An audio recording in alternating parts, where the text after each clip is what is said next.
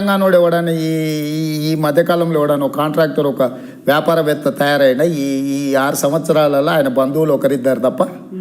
అంటే నువ్వు ఏదైతే ఉద్యమ సందర్భంలో ప్రజలకు చెప్పినవో, ఏ నమ్మకం కలిగించినవో, ఏ ఆశతోని ఆకాంక్షతోని పిల్లలు ఆత్మ బలిదానాలు చేసుకొని ప్రాణ త్యాగాలు చేసి నూనూగు మీసాల యువకులు నిలువున పెట్రోల్ పోసుకొని తగలబెట్టుకొని 1200 మంది బలిదానాల పునాదుల మీద తెలంగాణ రాష్ట్రం ఏర్పడితే వాళ్ళ శవాలనే మెట్లుగా మార్చుకొని నువ్వు ముఖ్యమంత్రి కుర్చీలో కూర్చొని 6 సంవత్సరాల కనీసం అమరవీరుల స్తూపం కూడా కట్టలే. 1200 మంది అమరవీరులను కూడా గుర్తించలే. ఈ రోజు వరకు 400 చిల్లర మందిని గుర్తించి నువ్వు దాంట్లో కూడా 100 మంది అడ్రస్లు నాటినోనని రాసిన జీవో ఇచ్చింది దాంట్లో. అంటే తెలంగాణ ఉద్యమంలో తెలంగాణ కోసం చచ్చిపోయిన పిల్లల అడ్రస్సులు కూడా దొరుకుతలేవు. ఏది ఇచ్చినా 500 లోపు జీవోలే.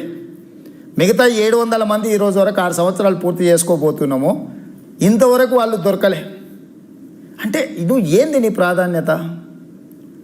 మీరు అంటే మీకు ప్రగతి భవన్ కావాలి, మీకు ఫామ్ హౌస్ కావాలి, మీ పిల్లలకు వ్యాపారాలు కావాలి, మీకు ముఖ్యమంత్రి కావాలి, మీ అల్లుడికి మంత్రి కావాలి, నీ కొడుకు మంత్రి కావాలి, నీ బిడ్డకి ఎంపీ కావాలి, నీ సటకుని కొడుకుకి ఎంపీ కావాలి, ఓడిపోతే వినోద్ రావుకు మళ్ళీ ప్రత్యేక హోదా ఇచ్చి ఇవ్వాలి, మళ్ళీ మీ కూతురు ఓడిపోతే మళ్ళీ ఎమ్మెల్సీ ఇవ్వాలి. అంటే కేవలం మీ కుటుంబం అనుభవించడానికే, మీ కుటుంబం యొక్క విలాసవంతమైన జీవితం కోసమే తెలంగాణ రాష్ట్రం ఇచ్చిందా కాంగ్రెస్ పార్టీ? అంటే ఎట్లా అర్థం చేసుకోవాలి దీన్ని? కాబట్టి మేము అంటున్నాం, అంటే అసలు కేసీఆర్ వ్యవహారమే సమంజసంగా లేదు, ప్రజాస్వామ్యబద్ధంగా లేదు. ఒకసారో 2 సార్లు గెలిచినంత మాత్రాన గెలుపు. మొదటిసారి గెలిచిండు 63 సాంకేతికంగా ముఖ్యమంత్రి అయిన, కానీ వచ్చింది 34% ఓట్లే. సో ఇక్కడ ముఖ్యమంత్రి గారు గెలిచినంత మాత్రాన ఆయన యజమాని కాలేడు. 5 సంవత్సరాల కోసం ప్రజాప్రతినిధి మాత్రమే కాగలడు. ప్రజాప్రతినిధికి అధికారాలతో పాటు నియమ నిబంధనలు ఉన్నాయి, బాధ్యతలు ఉన్నాయి. నియమ నిబంధనలు బాధ్యతలను కాలరాసి అధికారం మాత్రమే చెలాయిస్తా అంటుండే కేసీఆర్ గారు. కాబట్టి ఇక్కడ రేవంత్ రెడ్డి వర్సెస్ కేసీఆర్ అనే కన్ఫ్రంటేషన్ ఇక్కడ వస్తుంది. ఇప్పుడు ఆయనని ఎన్నుకున్న ప్రజలే మమ్మల్ని ఎన్నుకున్నారు, మమ్మల్ని ప్రశ్నించమన్నారు, నిన్ను పని చేయమన్నారు. నువ్వు ప్రశ్నించొద్దంటే మరి ప్రజలు నాకెందుకు ఓటేసారు? సో పోనీ ఈయన అనేది ప్రతిపక్షమే అవసరం లేదు, మేము గెలిచినా మేము పనిచేయాలంటే ప్రతిపక్ష ఎమ్మెల్యేలు అందరూ కూడా మా పార్టీలో చేరాలని వారు ఒక పిలిపిస్తారు. అవునా? ఇంతే కదా కేసీఆర్ చెప్పేది. ఓకే, నువ్వు చెప్పిన థియరీ తీసుకున్నావు. కేంద్రంలో మోడీ ఉన్నాడు కదా, మరి అక్కడ ప్రతిపక్షం ఎందుకు? టీఆర్ఎస్ 9 మంది ఎంపీలను ఎంబడే బీజేపీలో చేస్తే రాష్ట్రానికి మేలు జరుగుతుంది కదా, ఇంకా కొన్ని నిధులు వస్తాయి కదా. ఈరోజు 12 మంది కాంగ్రెస్ ఎమ్మెల్యేలను అభివృద్ధి కోసము టీఆర్ఎస్లో చేర్చుకున్న కేసీఆర్ గారు తెలంగాణ అభివృద్ధి కోసం ఈ 9 మంది ఎంపీలను బీజేపీలో చేర్పించిండు అనుకో, తెలంగాణకు అత్యధికంగా నిధులు వస్తాయి కదా.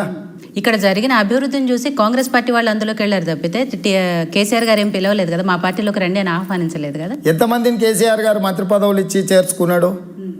ఎంతమందికి డబ్బులు ఇచ్చిండు, కాంట్రాక్టులు ఇచ్చిండు? వాళ్ళు చేరిన వాళ్ళందరూ లిస్టు బయట పెట్టాలి. ప్రభుత్వం ఇచ్చిన కాంట్రాక్టులు అన్నీ లిస్టు మేము బయట పెడతాం. వాళ్ళకి ఎట్లా వచ్చినాయి ఆ కాంట్రాక్టులు చెప్పమనురి. ధైర్యం ఉంటే కేసీఆర్ గారికి సిబిఐ విచారణకు ఆదేశించమనురి. అంతకుముందు నిజంగా వాళ్ళు కాంట్రాక్టులు చేసిందా, వాళ్ళ సంస్థలకు అర్హతలు ఉన్నాయా, లేకపోతే వాళ్ళ ఆర్థిక స్తోమత ఏముండే చేరకంటే ముందు, చేరిన తర్వాత వాళ్ళ ఆర్థిక స్తోమత ఏ విధంగా మారింది? వీటన్నిటిని కూడా కేసీఆర్ గారు చాలా ఉద్యమకారుడు కదా, నీతిమంతుడు కదా. ఉద్యమకారుడు నీతిమంతుడికి భయం ఎందుకు? ఒక 6 నెలల కాల పరిమితి పెట్టి ఒక సిబిఐ ఎంక్వైరీకి ఏమనుండ్రి. ఎవరెవరిని ఏమేమి ప్రలోభాలు పెట్టిండు, ఎవరెవరి మీద అక్రమ కేసులు పెట్టిండు, ఎవరెవరిని బెదిరించండి, ఎవరెవరిని లొంగ తీసుకోండి, మొత్తం లిస్టు తీసుకొచ్చి సిబిఐకి ఇస్తాం. మిమ్మల్ని బెదిరించలేదా? ఇప్పుడు కేసులని జైలుకు పోయి వచ్చినాయి అవే కదా. ఇప్పుడు నేనేమన్నా గోటీలు ఆడుకోవడానికి పోయినా చెర్లపల్లికి, చెంచల్గూడకు?